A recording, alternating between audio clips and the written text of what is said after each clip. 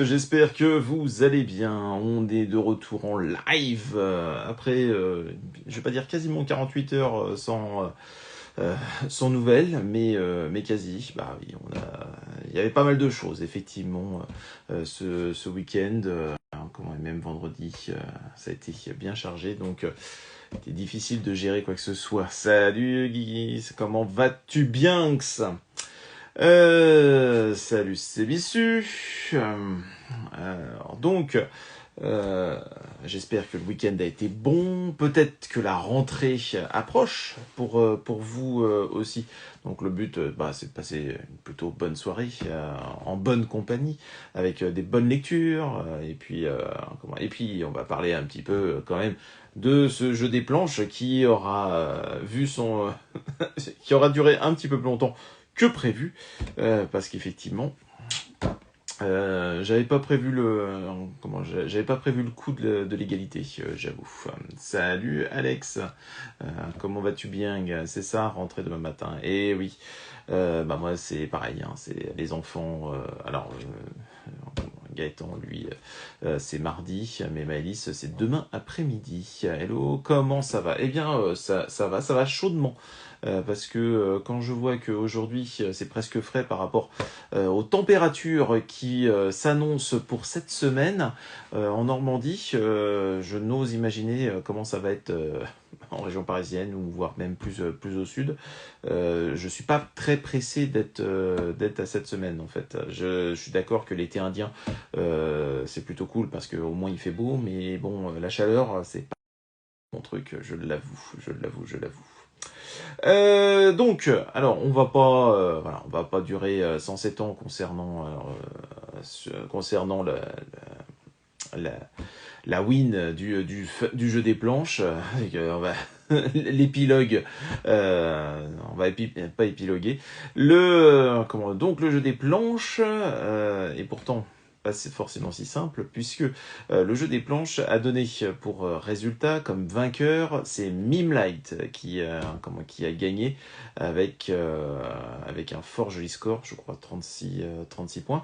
Sauf que Mimelight, c'est il a eu l'honnêteté de me dire que c'était un libraire, et donc que voilà, il a joué pour jouer, et c'était pas pour gagner le bon qui a été que j'offre gracieusement et qui sera complété éventuellement par l'ami Thomas de Librairie BD16.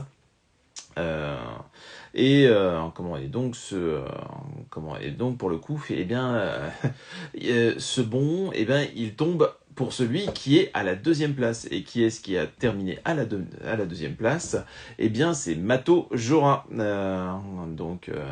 Thomas qui est régulièrement sur les lives, et qui était juste un point derrière, si je ne me trompe pas.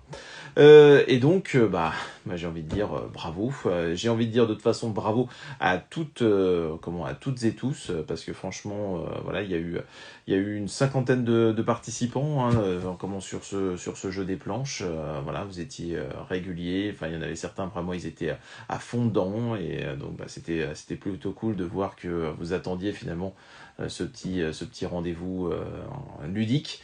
Et puis surtout, j'espère que derrière, donc je vais voir avec Mato comment on gère la chose.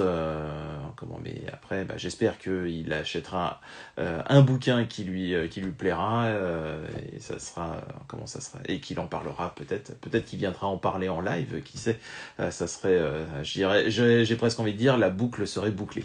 Voilà, et donc ouais, mais c'est vicieux, tu t'es bien battu, parce que ça se joue là encore à un point, parce que tu es troisième à un point derrière. Donc là on peut difficilement faire plus resserré en termes de score. Donc encore bravo. Et puis bah maintenant que c'est réglé, maintenant il va falloir que je t'envoie ton bouquin Contrition quand même à un moment donné. Ça serait quand même plutôt bien. Donc voilà, comment tout simplement. Voilà. Eh bien voilà, on va pas rester pendant 107 ans là-dessus. Parce que surtout qu'il y a beaucoup de lectures en plus, cette semaine, puisque il y en a pas moins de 1, 2, 3, 4, 5, 6, 7, 8, 9, 10, 11, 12, 13, 14, 15, 16, 17, 18 volumes. Et pas moins que ça. Et trois nouveautés, une fin de série, un petit peu de tout. Donc, il y a de quoi faire. Salut Salomé, comment vas-tu? Je ne sais pas pourquoi je n'ai pas pu accéder tout à l'heure, sur le Discord, ce que tu voulais me montrer, pas moyen d'y accéder. Il faudra qu'on revoie ça après, éventuellement, ou demain. Enfin bon, voilà, il faut qu'on en discute en tout cas. Bon, allez, c'est parti. On attaque les lectures. Allez, let's go. On commence avec Brisé par ton amour. Alors, Brisé par ton amour. Alors, déjà, je vais reprendre les noms des personnages parce que sinon, c'est comme d'habitude. Moi, l'excuse. Bah non, je déconne pas. J'ai cliqué X fois sur sur le serveur vocal, avec ton nom et pas moyen d'y accéder. Donc, bon. Alors, donc, Brisé par ton amour. C'est une série qui est sortie chez Meian, qui avait fait pas mal de bruit au moment où les volumes avaient commencé à sortir, sachant qu'il y a 6 volumes, si je ne me trompe pas, et que c'est une série qui pour l'instant est en stand-by, puisque voilà, il y a des histoires un peu brumeuses de magazines de prépublication, de changements potentiels, enfin on ne sait pas trop si la série à un moment donné sera reprise ou pas. En tout cas, moi sur la thématique, comment m'intéresser, puisque dans ce manga, nous les mésaventures, j'ai envie de dire, de Kanae. Kanae, c'est une lycéenne qui a vraiment un gros complexe d'infériorité, qui n'arrête pas, qui a une vision vraiment de sa personne vraiment extrêmement négative, et on peut dire que on peut pas dire que sa famille l'aide beaucoup, hein, de ce point de vue-là, puisqu'elle est régulièrement stigmatisée par tous les membres de sa famille, en estimant qu'elle n'est pas suffisamment intelligente, pas suffisamment belle, pas suffisamment ci, pas suffisamment ça. Enfin bon, voilà. Donc vous imaginez bien que voilà, en termes de confiance en soi, c'est pas tout à fait l'idéal. On peut le dire. Et quand on n'a pas trop confiance comme ça, eh bien on essaye tant bien que mal de s'insérer dans un groupe, et effectivement elle s'insère dans un groupe d'amis où on va dire, elle sert, je vais pas dire de faire valoir, mais en tout cas, voilà, c'est un peu la cinquième roue du carrosse, et elle s'y accroche, entre guillemets, tant bien que mal, quitte parfois à dire le contraire de ce qu'elle pourrait penser pour finalement se faire bien voir. Sauf que dans ce groupe, malgré tout, eh bien, il y a un jeune garçon qui, semble-t-il, s'intéresse quand même un tout petit peu plus à elle. En tout cas, elle cherche à nouer un petit peu plus de liens. Peut-être, on ne sait pas trop si c'est si c'est l'amitié, si c'est davantage. Enfin bon, en tout cas, voilà, c'est pas. Mais bon, voilà, il y a potentiellement quelque chose. Sauf que, bien évidemment, il va y avoir une forme de jalousie, et qui est plutôt basée sur des quiproquos, avec une autre jeune fille, qui va poser souci. Alors, j'oubliais quand même dans cette histoire un léger détail, c'est quand même pour reprendre confiance en elle, en tout cas pour enfin avoir des mots gentils et positifs de la part des personnes de l'autre sexe, on va dire. Eh bien, notre demoiselle, elle vend son corps, elle se prostitue pour tout simplement à un moment donné, pour avoir des remarques positives des gens. Et nous avons le droit, déjà rien que dans le premier volume, nous avons le droit à deux jolies scènes tout à fait sympathiques d'adultes un brin libidineux qui font un peu tout et n'importe quoi avec le corps de notre jeune fille qui accepte bien gentiment tout cela sans aucun problème. Bon, comment dire? Eh bien, le principe de la prostitution lycéenne, c'est quelque chose qui a été traité dans de multiples mangas. Salut Kanach, comment vas-tu? Et qui a été traité alors parfois de manière assez frontale, parfois avec un petit peu de distance, enfin bon, parfois même avec un côté légèrement décalé. Là, on va dire qu'on est dans quelque chose quand même d'assez. Il n'y a pas de il y a pas de c'est assez clair et net, et on voit surtout bien que nous sommes dans la collection Deitan, c'est-à-dire la collection Meian qui s'affranchit des tabous tous autant.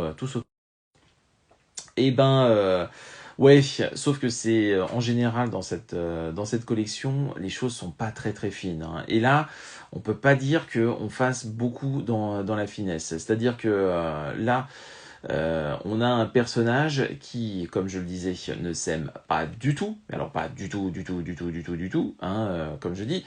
Et le problème, c'est quand on a un personnage qui s'aime pas du tout, c'est difficile en tant que lecteur d'aimer ce type de personnage, surtout quand on voit l'évolution au fur et à mesure du tome et la manière dont tout cela la direction que cela semble prendre à la fin du volume incite pas à l'optimisme et pas forcément à l'empathie avec notre personnage principal, alors que pourtant on peut dire qu'elle subit des trucs quand même vraiment pas cool du tout et pas... Voilà. Et comme je disais, voilà, la prostitution lycéenne, eh bien là, on a des scènes quand même qui sont très clairement, qui sont assez crues, assez crades. On peut le dire comme ça. Salut Lily, salut Régis, j'espère que vous allez bien. Salut Volsig. Alors Evolsig, Kenach, parce que vous étiez parmi ceux qui participaient fort, j'ai envie de dire au concours des planches. J'ai annoncé le résultat en tout début de live, et c'est certes Mimelight qui a gagné le jeu des planches, mais comme c'est un libraire, il a cédé entre guillemets sa place pour le bon au deuxième qui est Matojora. Voilà, comme ça, moi je donne les informations. Alors, Alex, je n'ai pas su accrocher. Je me souviens avoir pris les 4 tomes d'occasion, mais il me semble que je n'ai pas allé plus loin que le premier tome. Les personnages ne m'ont pas plu. Bah, je suis assez d'accord avec toi. C'est vraiment, il y a un gros souci avec les personnages, mais parce que il y en a pas, franchement, il y en a pas un pour sauver l'autre. J'ai envie de dire, parce que donc notre personnage féminin principal, comme je dis, ne s'aime pas du tout, et elle s'enfonce finalement vraiment dans sa lubie, et on a du mal à voir une quelconque lueur d'espoir. Mais bravo, oui, bravo participants, surtout Kenach, Vilsig, vous êtes vraiment très bien défendus, et vous avez vraiment joué le jeu, et c'était cool de suivre vos réponses. Et donc ouais, je suis complètement d'accord, Alex, concernant les personnages. Entre elles, tu as une autre jeune fille de ce groupe-là qui a le même crush, enfin le même crush. Il y a une suite de malentendus, mais en tout cas, voilà, il y a une jalousie qui s'installe, et forcément une jalousie entre lycéennes souvent, et on retrouve entre guillemets les mêmes scènes de comment je mets des saloperies dans mon casier, ou dans le casier des fringues. Enfin bon, c'est des choses qui sont quand même assez classiques, on a déjà vu par ailleurs, et comme tout cela est traité vraiment avec, je trouve, vraiment trop peu de finesse, voire même avec une certaine complaisance et un certain voyeurisme dans les scènes de sexe. On sent venir l'escalade et les trucs franchement gravés et dégueulasses. Je ne sais, moi ce premier volume il donne vraiment pas très très envie d'aller beaucoup plus loin, d'autant plus que la série est comme je le disais, est stoppé, en tout cas en stand-by chez l'éditeur. Voilà, moi je suis resté vraiment assez très mitigé là pour le coup sur ce titre-là. Au niveau du dessin, il y a un côté assez inconstant. Il y a le chara design est parfois joli et parfois pas forcément d'une grande stabilité. Donc là, on voit la fille et on voit donc le fameux le groupe auquel elle essaye tant bien que mal de rester accroché. Voilà, quand il y en a une qui se permet des critiques sur une autre jeune femme, eh bien là c'est des effusions de sang, de larmes, ça pleure dans tous les sens, ça crie dans tous les sens, ça suinte dans tous les sens, et on se retrouve avec notre jeune fille qui est Kanae, qui n'hésite pas à dire des grosses saloperies. Après, bon, voilà, elle a subi effectivement bien des choses auparavant, donc on peut aussi comprendre son point de vue, hein, mais en termes de lecture, c'est pas toujours évident. Donc là, on va dire le but à atteindre. Et puis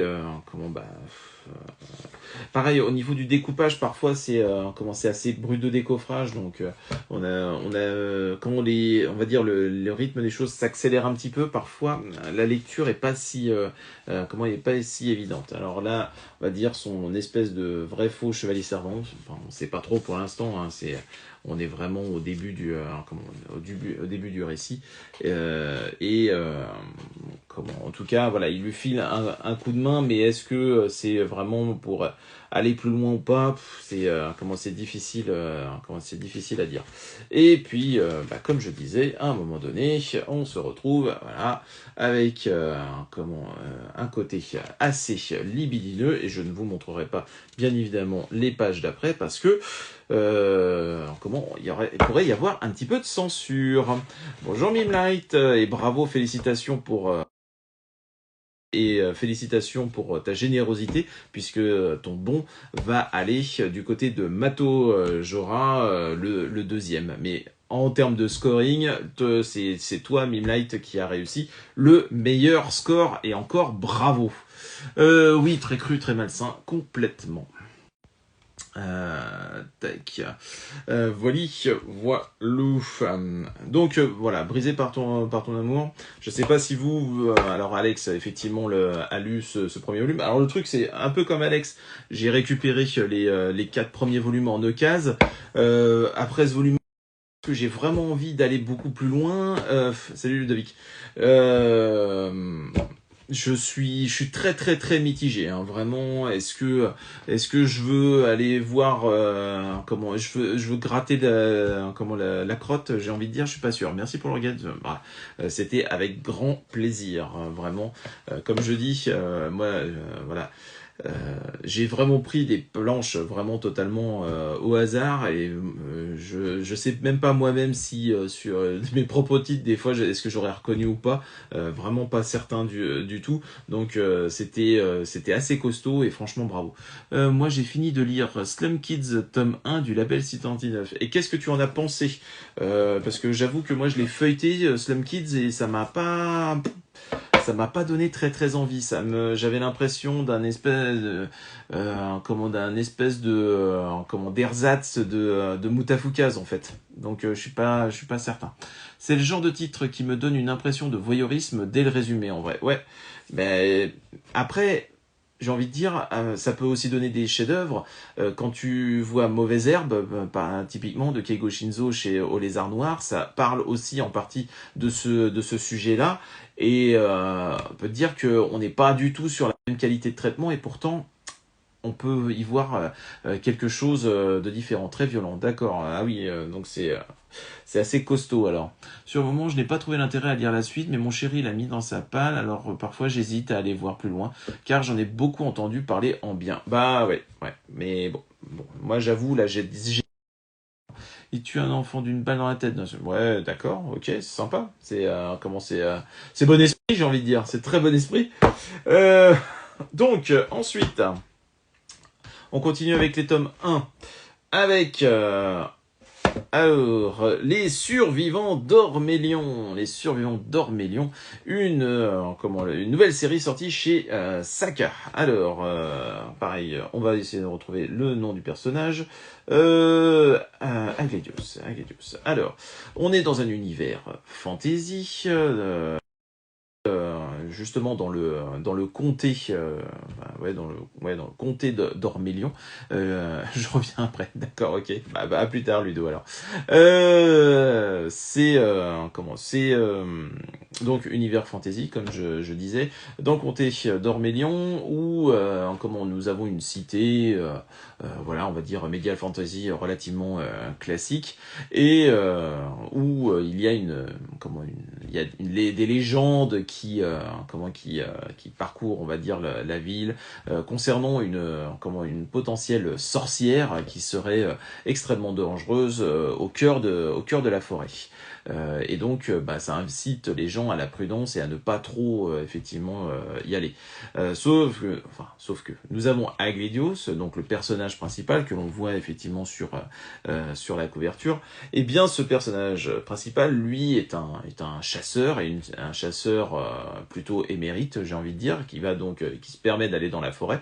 Et il revient de sa chasse. Et quand il revient de sa chasse, eh bien, malheureusement, il se rend compte que tout le monde, tous les habitants de de sa ville auquel il est extrêmement attaché, eh bien sont dans un état de stase, de mort. Enfin bon, c'est en tout cas une espèce de coma très très avancé, qui le plonge dans j'ai envie de dire, dans un abîme de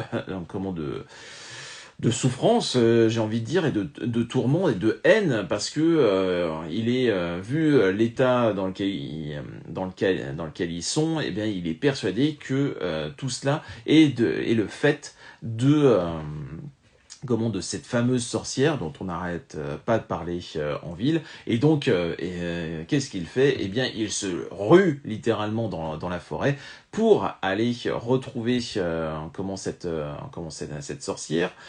Il va tomber dessus, et donc il va s'acharner littéralement dessus. Sauf que très vite, alors que elle ne répond pas véritablement à la chose, sauf que très vite il va se rendre compte qu'effectivement elle, ok, c'est une sorcière, ok, elle a des pouvoirs, elle a des pouvoirs magiques, mais il semblerait qu'elle n'ait rien à voir avec ce qui a pu se passer.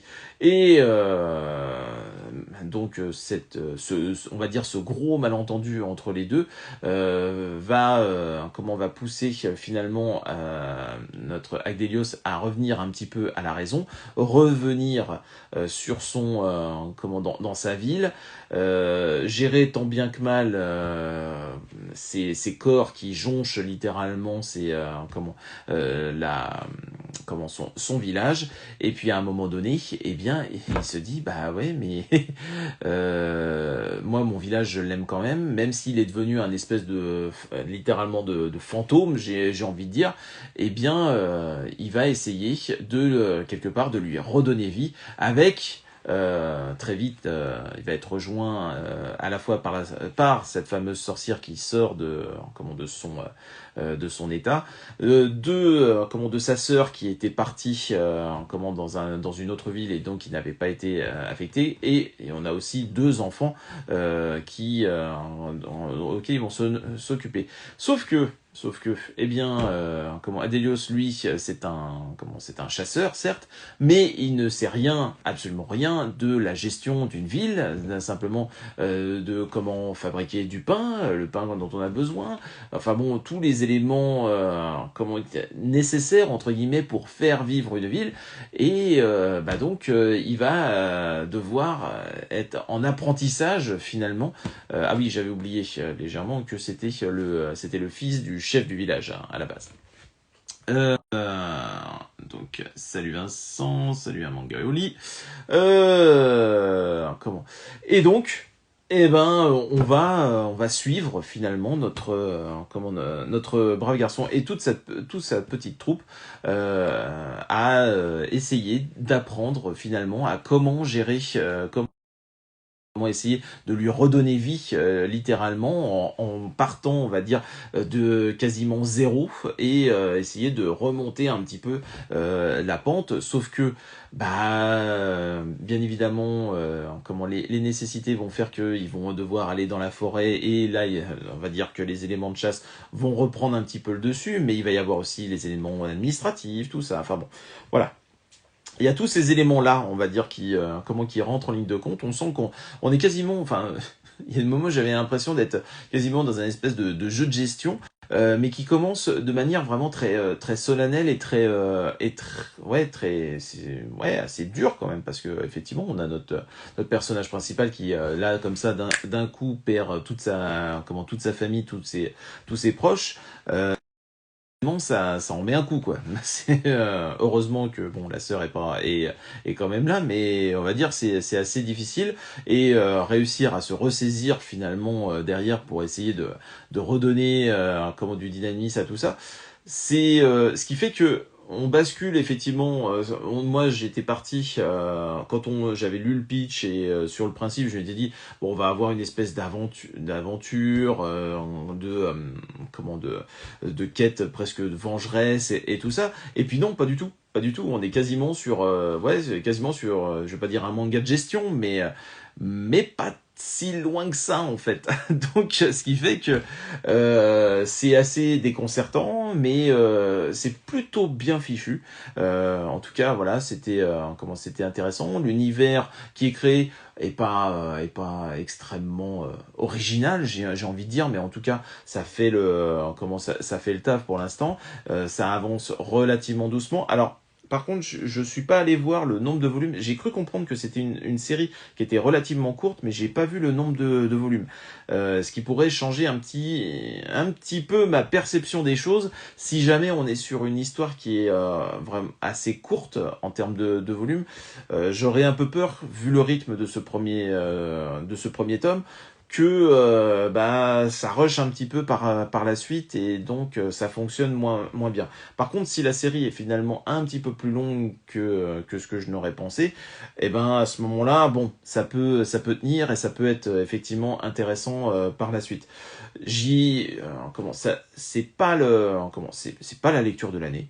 Hein, qu'on se le dise tout de suite, mais c'est une pioche plutôt originale, plutôt bien vue, on va dire, dans ce type de proposition qui, on va dire, qui tranche un petit peu et qui pour l'instant au niveau des personnages chacun est relativement bien croqué et on s'identifie quand même assez rapidement avec Delios parce que effectivement on a quand même un personnage qui a subi malheur mais qui voilà essaye de remonter la pente et forcément il y a quelque chose d'assez positif dans sa vision des choses. Là comment sa sœur comment c'est, je sais plus, c'est Grishka, je sais plus comment elle s'appelle.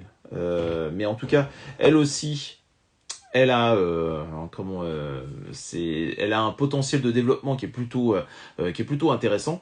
Donc voilà, au final, les survivants d'Ormélion, j'ai envie de dire, c'est une plutôt bonne pioche du côté de Saka. Bon, est-ce que comment ça aura suffisamment d'énergie et et d'idées pour bien développer ses bases, c'est les prochains tomes qui le diront, mais c'est pas là comme ça, c'est pas tout de suite évident, j'ai envie de dire. Alors, sur la partie graphique, c'est assez solide, c'est toujours très lisible. Il n'y a pas de là-dessus, il y a pas il y a pas de souci. Le trait est plutôt voilà identifiable. Il n'y a pas de et on n'est jamais réellement perdu à la lecture. Donc, comme je vous disais, le fameux Agledios, voilà, il est content, et il est venu à la chasse, il revient avec son petit père d'eau, et oh, bah dis donc, sauf que la surprise, c'est que y a personne qui est tout à fait en état de de lui parler. Voilà, et donc forcément dès les premières fois, il y a même des choses vraiment quand même assez vraiment très très tendres, on va dire, dans dans ce passage-là, quand à un moment donné dans la gestion des corps, on va dire, il y a des passages quand même qui sont vraiment très, très attendrissants. Et donc, voilà, et il est en mode un petit peu très colérique.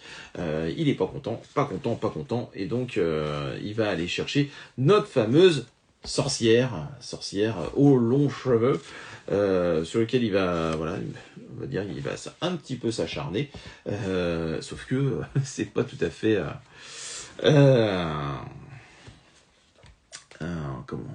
finalement, c'est pas à son encontre. Bien évidemment, bon, il y a aussi cette partie potentiellement aussi mystérieuse, hein, savoir qu'est-ce qui s'est réellement passé. Est-ce que le titre va s'orienter aussi sur cette recherche-là? C'est la question est réellement posée. Donc voilà, non, il y a des bonne petite pioche du côté de chez Saka, comme je disais. Les planches sont belles. Oui, oui, oui, comment c'est. Après, voilà, c'est parfois légèrement inconstant, le trait totalement continu tout, mais en tout cas, voilà, il y a une belle énergie, et ça, j'ai envie de dire, le trait est absolument pas un frein, et il y a une grande fluidité de lecture. Voilà, voilà. Donc, en termes de nouveautés, alors est-ce qu'il y en a certains qui vont l'essayer, qui sont tentés? Est-ce qu'il y en a certains qui savent le nombre de volumes J'aurais dû me renseigner. Je le sais pour le suivant, mais je le sais pas pour celui-là. S'il y en a un qui a l'information concernant volume total des survivants d'Ormélion, je serais curieux de le savoir, et vraiment ça pourrait vraiment totalement changer la perspective que j'ai de cette lecture. Alors ensuite, nous avons Blank Space. Là aussi, chez Saka. Et chez Saka, une série. Moi, franchement, la couverture, elle m'a très épurée comme ça et tout. Eh bien, immédiatement, sans même lire le pitch ou quoi que ce soit, j'avais envie d'y aller. Je sais pas. Il y avait un feeling comme ça dès la couverture. Et et quand je retourne là, tac, et ben c'est une série en 3 tomes. Je dis en plus, voilà, il n'y a pas un énorme risque, donc faut voir pour la suite. Et donc ça nous parle de quoi, Blank Space? Ça nous parle, en fait, on se retrouve dans un lycée où nous allons retrouver donc deux jeunes filles, une qui s'appelle Choco. Alors Choco, là-dessus, c'est celle-ci. Alors Choco, c'est une jeune fille qui est plutôt dynamique, relativement extravertie, mais assez étourdie, et pas forcément voilà, un esprit extrêmement intelligent. Elle a bien conscience que voilà, c'est pas... Voilà, elle est pas brillante, en tout cas. 3 survivants pour les survivants. Et est-ce que c'est terminé en 3 tomes? Si c'est terminé en 3 tomes, là, je vous avoue, j'ai plus de crainte. Si c'est terminé en 3 tomes, j'ai plus de crainte. Parce que, vu le rythme du volume 1, ça pourrait tourner vinaigre. Donc, je vais pas dire que ça met un voile sur la lecture, mais bon. Donc, reprenons Blank Space. Blank Space, donc comme je disais, c'est d'un côté Choco, donc la jeune fille, on va dire, étourdie, mais plutôt voilà, dynamique.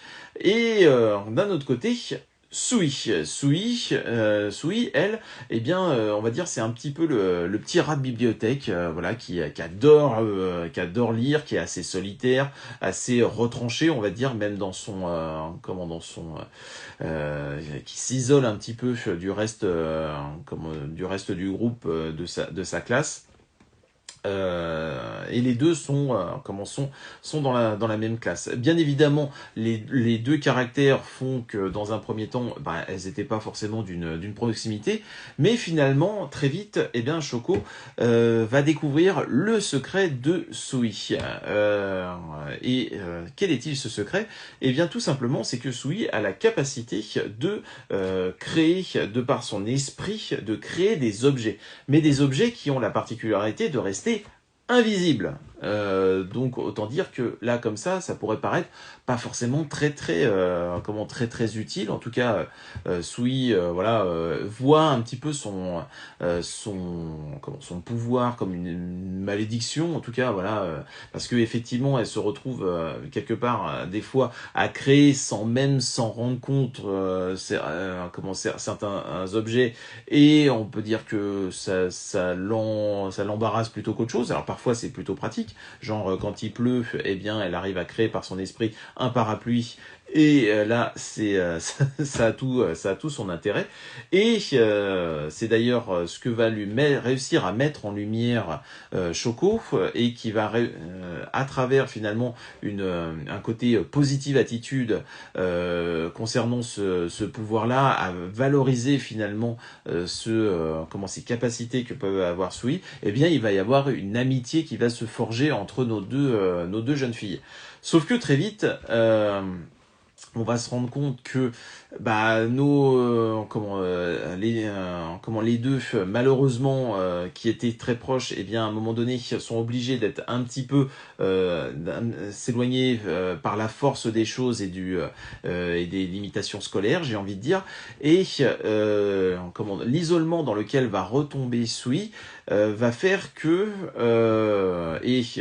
aussi quelque part son incapacité à sortir de son côté solitaire va faire que malheureusement elle va prendre des décisions qui vont pas être forcément très très positives à la fois pour elle et pour on va dire l'ensemble des personnes qui l'entourent.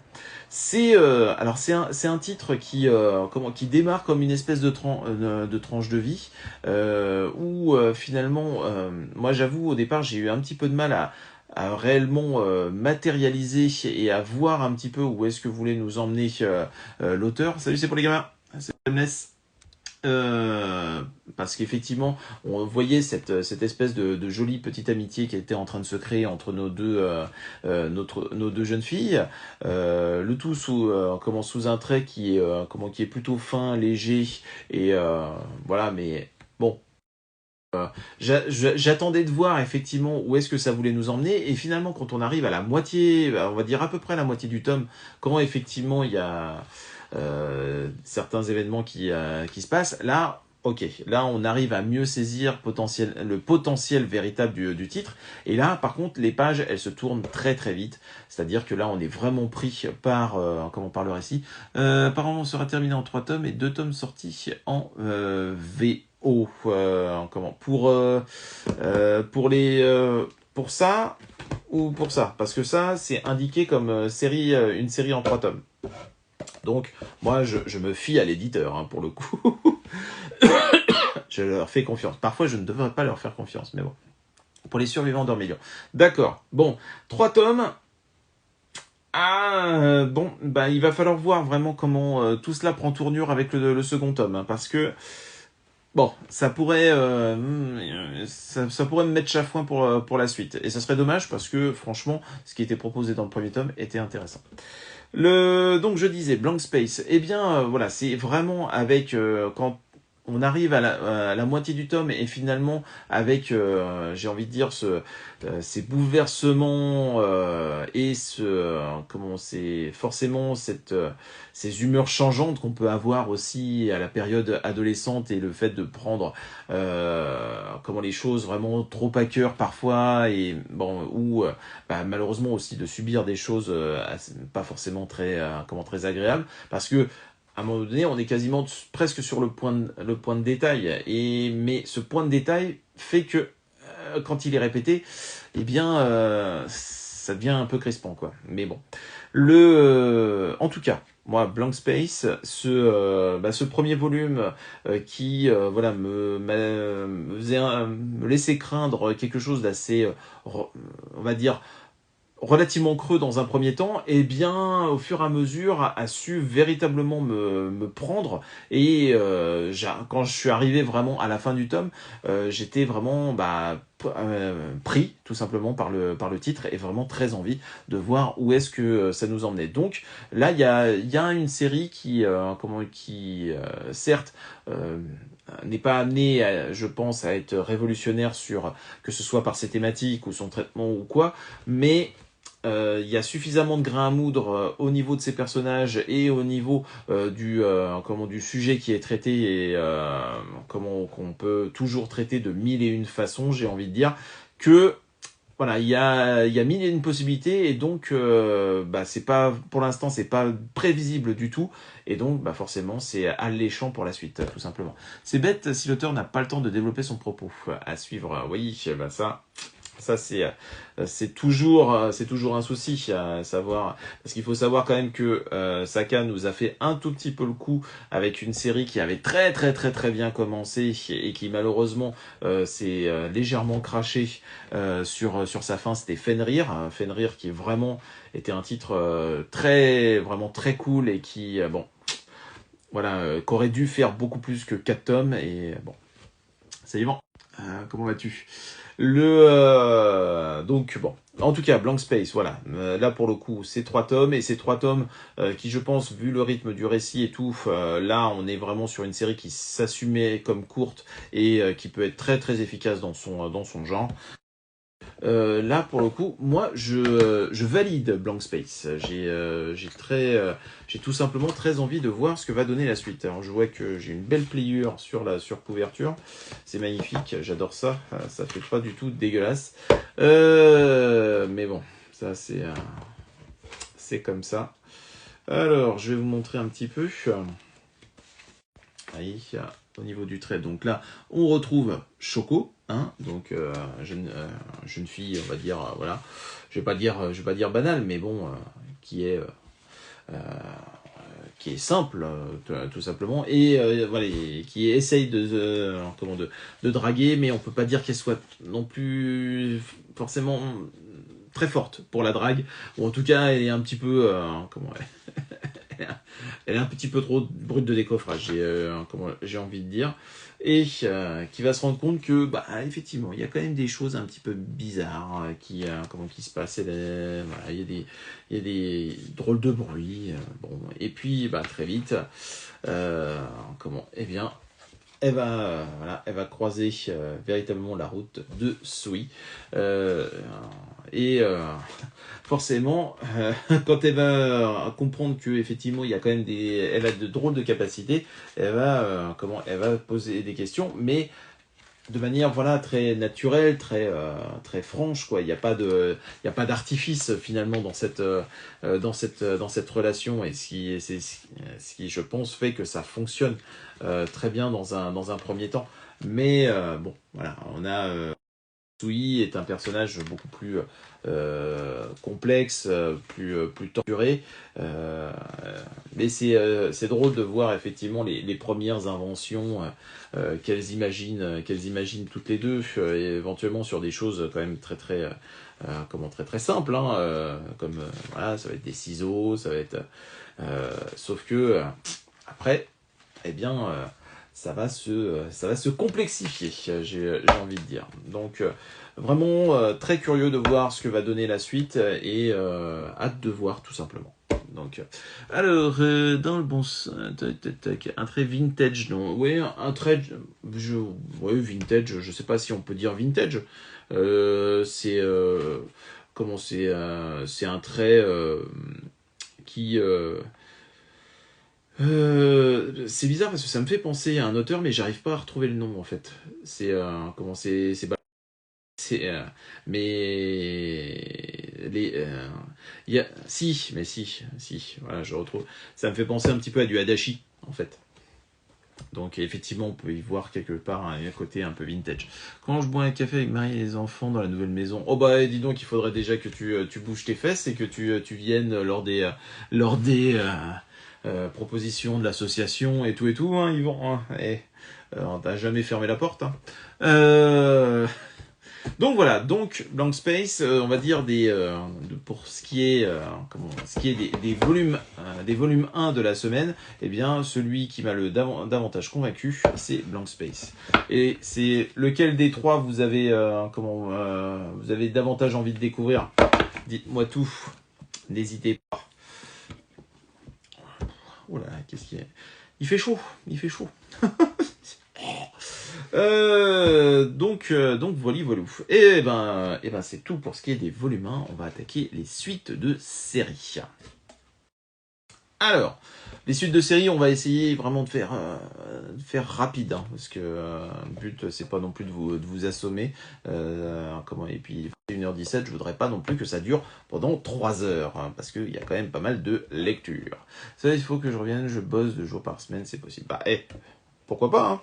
Alors, Who's Next, volume 2, de cette série, de cette drôle de série, donc par l'auteur de Detroit Metal City, où on rappelle, bonne soirée à toi, à la prochaine, où je rappelle le pitch de Potch, j'ai envie de dire, c'est qu'on a on a le monde est envahi de monstres dévoreurs, dont un s'est implanté dans une école et où on avait donc toute une bande qui avait décidé, après avoir cherché à l'affronter dans tous les sens et à ne pas avoir réussi, cherche finalement a décidé que chaque jour, il y aurait une personne qui serait sacrifiée pour le nourrir la bête, j'ai envie de dire, on se retrouvait dans un volume où effectivement c'était la foire à la saucisse, hein, ça charcutait quand même plutôt pas mal,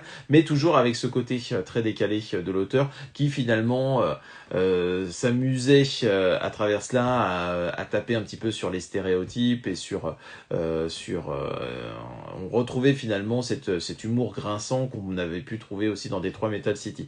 Et finalement, après un volume 1 qui pouvait quasiment se voir comme un one-shot, on avait un espèce de reboot, pas de reboot, mais on va dire presque un nouveau cycle, mais avec quand même certains personnages récurrents. Et toujours la même situation. Alors, moi, ce que je craignais à la fin du volume 1, c'est qu'on ait un côté extrêmement répétitif et toujours le même schéma. Non, heureusement, ce n'est pas entre guillemets tout à fait le cas, puisque dans ce volume 2, on en apprend davantage finalement sur l'origine de la bestiole, que la bestiole, il y a aussi des évolutions par rapport à cela. On a nos relations entre les personnages qui, bien évidemment, ont aussi évolué, mais toujours avec un côté décalé. Et j'ai envie de dire que le personnage qui est sur la couverture a son importance de ce point de vue-là. J'ai hâte de lire le volume 3 vu la fin du 2. Ouais, clairement, effectivement, je trouve que ce volume 2 a laissé mes craintes au placard et finalement se révèle assez joyeusement foutraque et bien what the fuck. Sacrifice humain, quelle belle occasion de faire la fête. Ouais, non mais bon, voilà, c'est vraiment, c'est typiquement typiquement les propositions de l'auteur, on est vraiment dans ses, entre guillemets, dans ses habitudes, j'ai envie de dire. Et en tout cas, voilà, j'ai bien accroché au personnage, j'ai bien accroché à la proposition. Je trouve même que graphiquement, quand même, il y a un gap, même si parfois c'est encore un peu raide.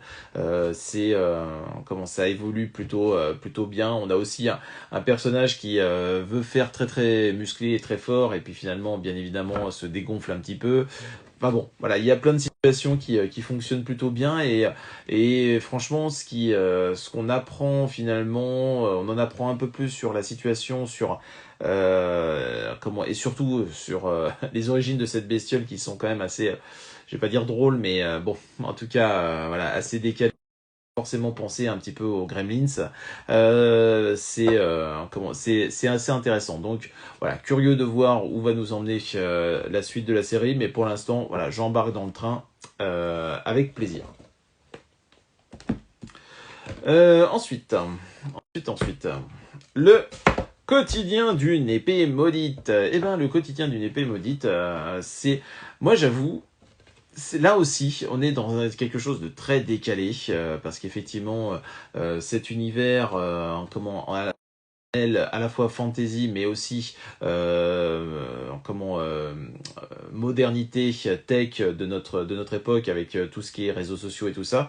Le fait de plaquer finalement notre société moderne avec une esthétique fantasy, eh bien pour l'instant ça fonctionne, parce que tout simplement c'est très farfelu. Les situations se renouvellent plutôt bien.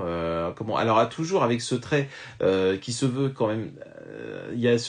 C'est ça qui est assez décontenançant, c'est-à-dire qu'on a un trait qui est très réaliste, qui se veut en tout cas vraiment très très réaliste, surtout sur le design des personnages humains, mais avec des situations qui sont complètement abracadabrantesques, avec un show télé-réalité qui tourne mal, comment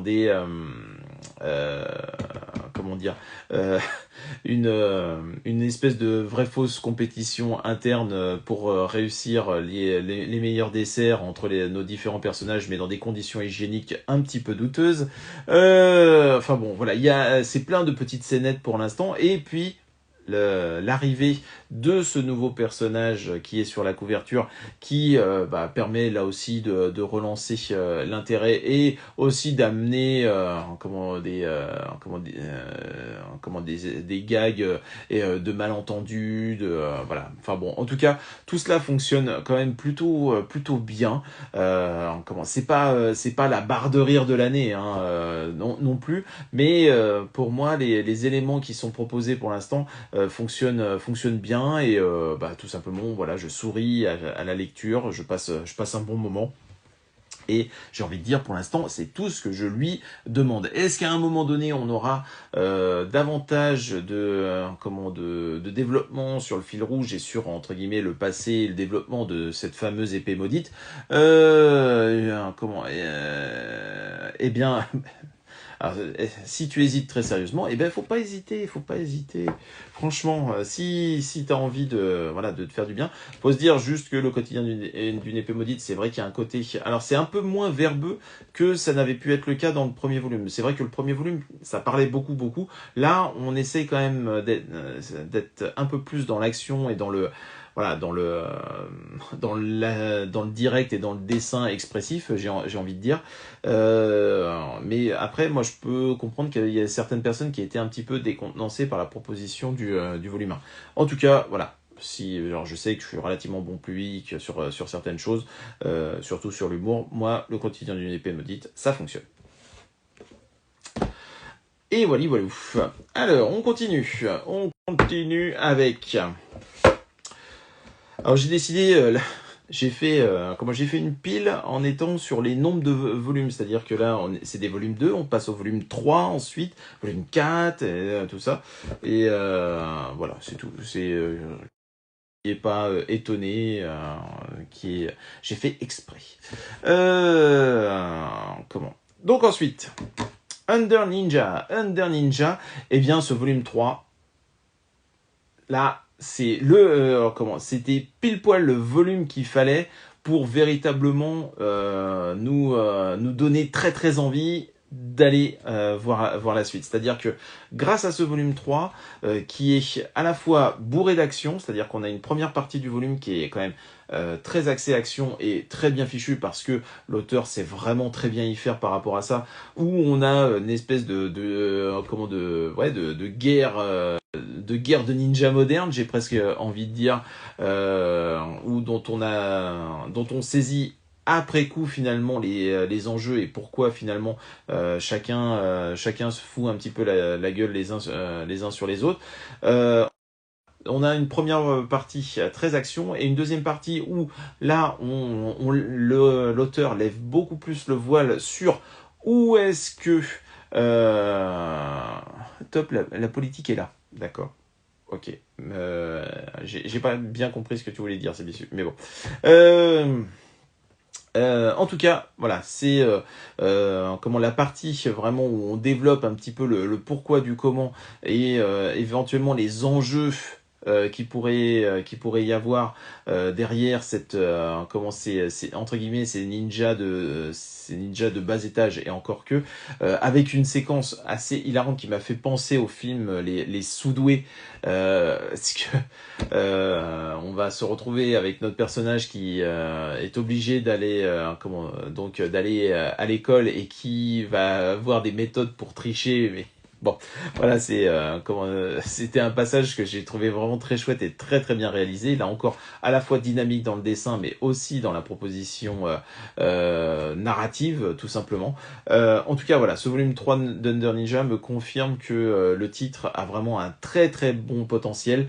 J'en doutais peu, hein, vu l'auteur qu'il y a derrière. Que je rappelle, c'est l'auteur de I Am a Hero. Mais là, voilà, franchement, Under Ninja, je suis vraiment hypé pour la suite, tout simplement. Est-ce qu'il y en a certains qui suivent et est-ce que vous êtes convaincus pour l'instant par ce titre? Salut Matou! Ah! Salut Mato, comment vas-tu? Comment va notre vainqueur, celui qui repart avec le bon, puisque effectivement celui qui a remporté on va dire qui a gagné en nombre de points, c'est Mime. Mais comme Mimelight est un libraire et qu'il me l'a dit, eh bien, il a dit je cède mon bon à celui qui est juste derrière moi et celui qui était juste derrière, eh bien, c'est toi, Mato. Donc bravo à toi. Il va falloir qu'on voit ensemble comment on gère pour ton bon d'achat qu'il va falloir récupérer auprès de librairie BD16. Donc on peut tous féliciter Mato parce que c'était pas simple du tout et que la meute était chaud patate. Donc voilà, acheté mais pas encore lu, d'accord. Donc mais pour l'instant, est-ce que tu es convaincu t'as été convaincu déjà par les 2 premiers volumes ou pour l'instant t'es encore un petit peu dans le flou, comme j'ai éventuellement pu l'être moi avec les 2 premiers volumes. Je serais curieux de le savoir. Alors, ensuite. New Normal de chez quel talent, vous voyez, quel talent encore le matos.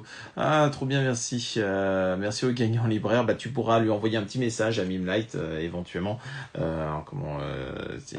Mais en tout cas, voilà, moi je suis content effectivement que tu aies remporté. T'as tout donné, t'as été constant dans l'effort, j'ai envie de dire, et moi je dis bien joué, tout simplement. Donc. New Normal. Eh bien, j'ai envie de dire maintenant, avec New Normal, on a un schéma qui est vraiment qui est calé, hein, j'ai envie de dire. C'est-à-dire que on se retrouve avec une première moitié. J'attends le tome. Mais t'attends quel tome? Le tome 3, d'accord. Eh ben, je serais là encore, je serais curieux d'avoir ton retour sur quand tu auras lu le tome 3 et voir ce que tu penses finalement de ce début de série. Le New Normal, comme je disais, eh bien, on se retrouve, on a un volume qui est scindé en 2 systématiquement dans cette série, c'est-à-dire qu'on va avoir une première partie qui est vraiment très centrée, j'ai envie de dire comédie romantique. et toujours avec ces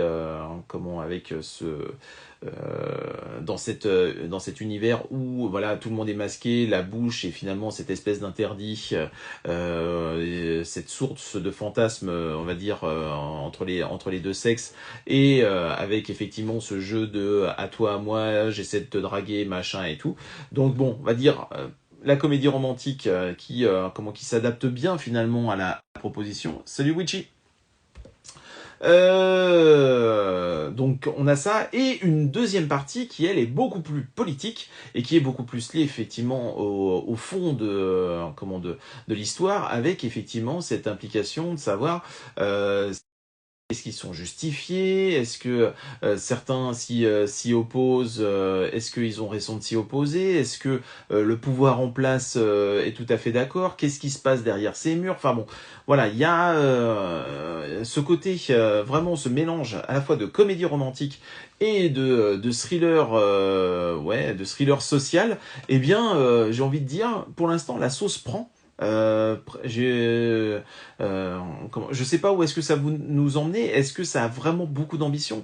Moi, tout ce que j'ai peur avec New Normal, c'est que à un moment donné, moi, j'avoue que la carotte qui m'intéresse quand même le plus dans cette histoire, c'est quand même le thriller social. Et après, bon, on va dire pour le côté divertissement, le côté comédie romantique, voilà, ça permet d'enrober le tout. Moi, tout ce que j'ai peur, c'est que finalement le thriller social se dégonfle un petit peu par la suite, pour finalement laisser un peu trop de part à la comédie romantique, un petit peu grassouillette entre guillemets, si je puis m'exprimer ainsi. Il faudra voir effectivement comment tout cela se développe, mais en tout cas, pour l'instant, le trait est toujours très agréable. Moi, je trouve que New Normal, ça fonctionne plutôt bien. Vraiment, ça fonctionne plutôt bien. Et moi, j'avais peur de quelque chose qui soit très très facile, très opportuniste par rapport bien évidemment à la période du Covid-19 et tout ça, et qu'on en fasse quelque chose vraiment de manquant de finesse. Et ben pour l'instant ça réussit à tenir sur ses deux jambes, mais voilà, l'écart peut très vite venir dans un sens et dans un autre, et donc voilà, moi je verrai avec les prochains volumes, mais si à un moment donné je sens que très clairement ça ne tient plus le coup, forcément je lâcherai le morceau. En tout cas, tout ce que je sais, c'est que le cliffhanger qui est à la fin de ce volume 3 est diablement efficace et donne très très envie de lire le volume 4 dans la foulée, parce que justement, pour la partie qui m'intéresse le plus, ça pourrait donner un sacré allant par la suite. À voir. Pareil, est-ce que vous lisez New Normal, et est-ce que ce mélange assez improbable vous convient pour l'instant? Je serais curieux d'avoir votre ressenti. Alors, aussi, il faut le dire quand même, sur la notion de comédie romantique, pour l'instant, il y a un côté quand même un peu harémisant, hein. Il faut bien le dire. Pour l'instant, on a quand même un garçon on a deux filles et potentiellement peut-être une troisième qui pourrait rentrer dans dans le jeu. C'est bon. J'espère aussi que ça va pas devenir un harem gras, comme je disais, de bout en bout. Et ce serait dommage. Franchement, ce serait dommage, parce que je pense que l'auteur tient une bonne idée, une vraie bonne idée. Ça serait dommage de la gâcher. Ensuite, du mouvement de la Terre. Ah là là là là. Ah, ce volume 3. Ouh, que c'était bon. Ça, c'était vraiment très très très très très bon. Surtout que, en plus, je l'ai lu en mangeant un truc qui était vraiment très très bon aussi. Donc je peux vous assurer que c'était un repas lecture qui était vraiment parfait. Voilà, c'était un très bon moment. Enfin bon, voilà, vous en foutez du moment, parce que le fait que je bouffe, hein.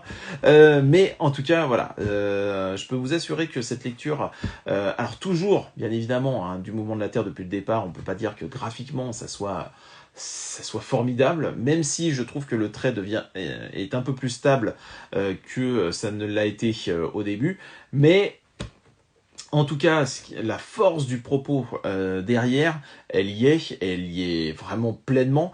Surtout que là, dans ce volume 3, on rajoute une petite couche finalement dans notre histoire avec la notion de sexisme et puisque apparaît un personnage féminin, une savante, une apprentie savante, mais qui, comme c'est une femme, bah bien évidemment, on a tendance à la mettre un petit peu de côté et on a bien tort. Et le tout, et ce qui est intéressant, c'est que le tout est mis en parallèle avec un autre personnage qui lui est vieillissant et est censé être une sommité et qui est en train de se rendre compte que potentiellement, ce qu'il prône depuis bien longtemps, est erroné, tout simplement, et comment on peut à un moment donné potentiellement accepter que ce sur quoi on a bossé pendant des années et on a bossé vraiment avec son cœur et son âme et finalement une forme d'honnêteté intellectuelle totale, et bien se dire qu'on on s'est planté. Voilà.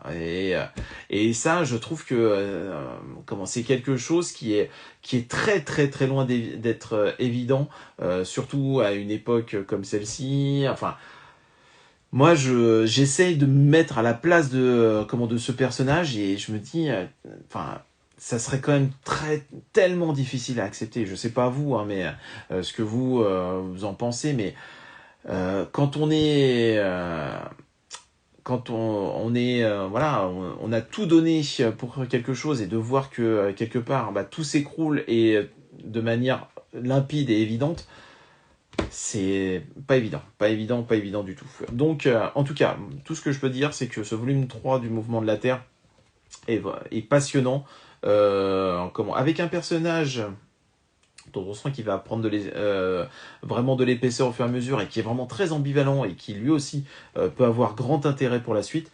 Donc voilà, c'est une Kion, je l'aurais un peu craché dessus ces derniers temps et très sincèrement, je trouve à raison avec leur grand format, leur série courte là, qui je trouve ne fonctionnait pas forcément très très bien. Là, en tout cas, du Mouvement de la Terre, pour moi, ça fait partie de leur très très bonne pioche récente. Voilà, walou, il fallait que ce soit dit. Alors, intéressé par du Mouvement de la Terre, mais les retours étaient assez mitigés jusqu'à maintenant. La série met du temps à démarrer peut-être.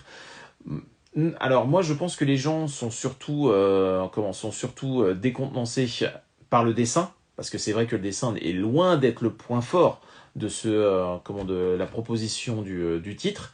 Tu as ça, et puis tu as aussi le fait que c'est un titre qui qui entre guillemets tourne au niveau de ses personnages. Tu n'as pas un personnage principal qui va vraiment qu'on va suivre sur un certain nombre de séries. Ça, on va dire, ça tourne, et donc forcément, ça. Je pense que l'affect est plus difficile à avoir dans ce type de série, à partir du moment où tu n'as pas une identification simple. Mais en tout cas, moi franchement, il est clair que ce volume 3 me fait dire que c'est une série importante et qu'il est vraiment très intéressant de la découvrir par son propos et par sa proposition. C'est vraiment un vrai bon seinen. Et puis la série, elle fera 8 tomes, c'est pas non plus, voilà, c'est pas. Après, moi, je n'estime pas que ça soit qu'elle démarre doucement, parce que le premier tome, il est déjà quand même assez dense, il y a déjà beaucoup de choses. Mais c'est sa construction qui, je pense, peut ne pas plaire à une partie du public. Et j'en suis pas forcément très étonné. Ensuite, on va voir on va voir deux titres un peu caliente là. J'ai envie de dire. Alors, on continue avec Vampires, ce volume 3 de Vampires. Eh bien, ce Yuri est vraiment. C'est c'est marrant parce que finalement les enjeux n'avancent vraiment pas beaucoup. En tout cas, ils avancent masqués parce que on voit bien dans ce volume que voilà, malgré tout, l'auteur nous prépare des choses et avec des espèces de secrets de couloir machin. Les personnages évoluent et la trame fait en sorte d'encercler le lecteur pour mieux le saisir à un moment donné. mais intrinsèquement, on peut pas dire que là, comme ça, tout de suite, on a plus d'informations par rapport à ça. Par contre, la relation, et on va dire le côté romantique de la chose, évolue et évolue quand même de manière caliente, comme je disais, puisque effectivement le rapprochement des corps est quand même assez net dans ce volume, et pourtant il y a il y a de la concurrence, j'ai envie de dire, qui est en train d'apparaître là-dedans. Mais en tout cas, cet amour entre deux personnes, entre une humaine et un vampire, ça respire une certaine forme de sincérité. Je sais pas si à un moment donné il y aura une forme de trahison quelque part entre les personnages. C'est là tout le trouble qui peut s'installer à la lecture. Mais en tout cas, pour l'instant, voilà, il y a, c'est mignon, mais on sent venir la petite chape de plomb à un moment donné, et je sais pas à quel moment on va la sentir passer, j'ai envie de dire. Donc moi, Vampires, pour l'instant, je suis un peu comme sur des œufs. Je m'attends à avoir vraiment de très bonnes choses et de très bonnes surprises, mais voilà, je suis entre guillemets, je suis sur le qui-vive, et advienne que pourra pour la suite, tout simplement. Et puis graphiquement, c'est quand même très chouette, hein. Le trait est hyper maîtrisé. C'est vraiment très très cool. Euh... Ensuite, on continue avec Scum's Wish. Scum's Wish, bah là aussi, hein, là j'ai envie de dire, c'est un volume qui est très très porté sur la chose. Il m'intrigue beaucoup. En plus, on ne voit pas souvent de Yuri. Oui, très clairement, on n'en voit pas si souvent. Si c'est long. La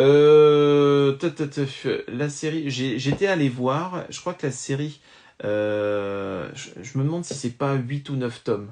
Je crois que c'est quelque chose comme ça. Mais après, je ne sais plus si la série est terminée ou pas. J'ai un doute.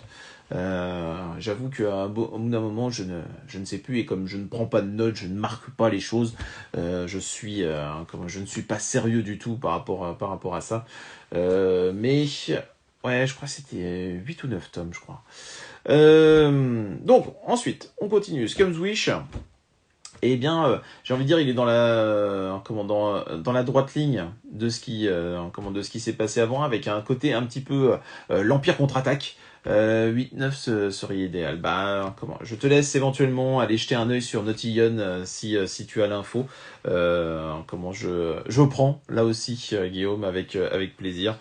Donc, Scum's Wish, ce volume 4, comme je disais, c'est un peu l'Empire contre-attaque, puisque effectivement, il y a voilà, il y a un personnage dont on voyait bien qu'elle jouait double jeu, eh bien, on essaie quand même de se la farcir, j'ai envie de dire. Vampires, 9 tomes terminés. Voilà, merci Mato. Comment tu assures? Tu assures. Salut Watchmen French Club. Ah là là. C'est un excellent. Il va falloir que j'aille sur ton compte, toi, parce que ça m'intéresse.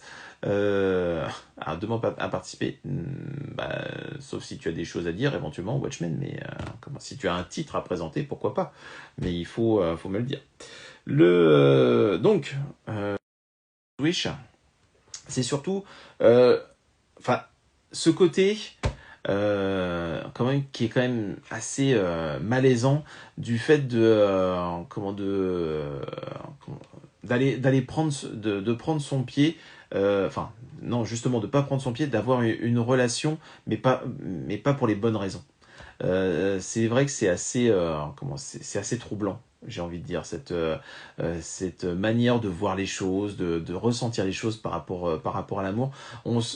Ce volume-là, il est rempli de relations charnelles, qui sont jamais, on n'est pas dans le voyeurisme, voilà, c'est chaud, très clairement, mais c'est jamais, il y a rien d'explicite ou quoi que ce soit, hein. C'est pas comme brisé par son amour, hein. On voit rien, on sait juste que voilà, c'est en train de chauffer au niveau des corps, ça, y a pas de souci. Mais systématiquement, on a la sensation que tout cela est très triste, que la chair est un peu triste dans cette histoire. Et c'est, je dirais, Enfin, moi, je sais pas, hein, mais moi, je suis un jouisseur et enfin, pour moi, l'amour, c'est la concrétisation de sentiments, de quelque chose. Et là, de voir des relations aussi, aussi mal orientées, j'ai envie de dire, ou mal, ça fait suer. Ça fait mal au cœur, en fait. Et à un moment donné, on a envie que les choses un petit peu se normalisent pour nos personnages. Est-ce qu'ils le méritent? Là, est-ce qu'on a le nez en droit, ne serait-ce même que de poser la question? En tout cas, voilà. Moi, c'est un titre qui met mal à l'aise, mais qui en même temps pousse à la curiosité, à de voir comment tout cela, toutes ces âmes tourmentées, finalement, vont réussir à s'y retrouver. Et j'ai envie de dire, hâte de voir ce qu'il en est. Donc voilà, donc Scum's Wish, on va voir là encore où est-ce que ça nous emmène. Ça, Scum's Wish, si je me trompe pas, c'est terminé en 12 tomes. Et pour rappel, c'est le dessinateur de Oshinoko. Parce que il y en a certains qui ont été accrochés par Oshinoko.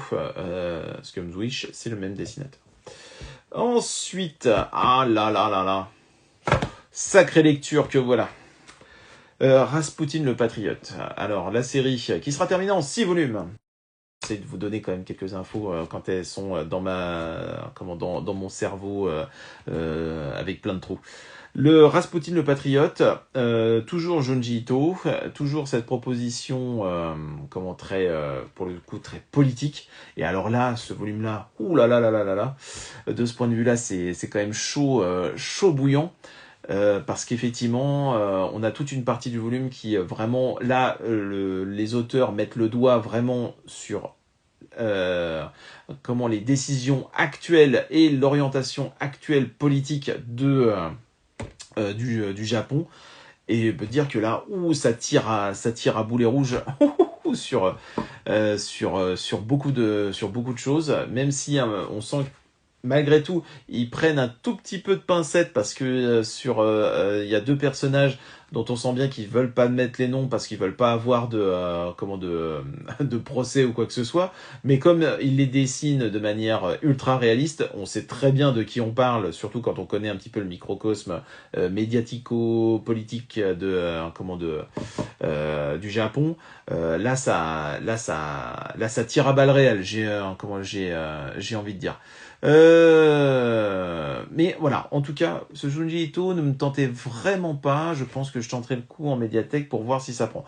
Moi, je comprends complètement parce qu'en plus, c'est un Junji Ito qui sort véritablement de ses propositions épouvantes ou quoi que ce soit. Même si là, de temps en temps, on sent bien qu'il a envie de se faire plaisir et il y a un côté, souvent par les rêves ou quoi que ce soit, il a réussi à ramener son univers un peu fantastique ou yokaïesque ou quoi. Donc voilà, on a quand même du Junji Ito un peu cracra de temps en temps, mais on est quand même sur un récit qui est surtout très précis visuellement et tout, avec des évolutions de personnages intéressantes et comme je dis, sur la notion de géopolitique et de politique intérieure aussi du Japon, c'est dense, certes, mais vraiment extrêmement intéressant. Et donc, ce qui fait que moi, j'ai pris mon pied là aussi à la lecture, alors que pourtant, voilà, faut se le digérer, mais franchement, c'était vraiment très très bon. J'ai beaucoup apprécié ce volume 4. Donc, et ben tout simplement, je continue sur la lancée, et même si j'y vais toujours. C'est marrant parce que à chaque fois j'apprécie le volume, mais j'y vais à reculons parce que je sais que ça va me prendre du temps et qu'il va falloir le digérer quoi. Mais par contre quand je suis lancé dedans, et ben je sais que je prends énormément de plaisir. C'est marrant. Mais bon, en tout cas voilà, moi ça là-dessus.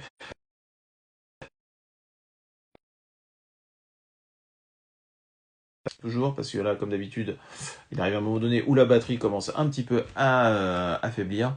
Alors j'aime tellement le travail de Junito que j'ai quand même un peu envie de me lancer, mais je sens que je ne vais rien comprendre. Alors j'avoue que c'est un risque. je peux pas le cacher, Alex, c'est que si à un moment donné tu t'intéresses pas un minimum aux arcanes politiques, au travail diplomatique, machin, et surtout que c'est quand même très ancré à un moment donné dans le Japon et la période, on va dire, aux alentours de la chute du mur de Berlin, c'est pas évident, hein.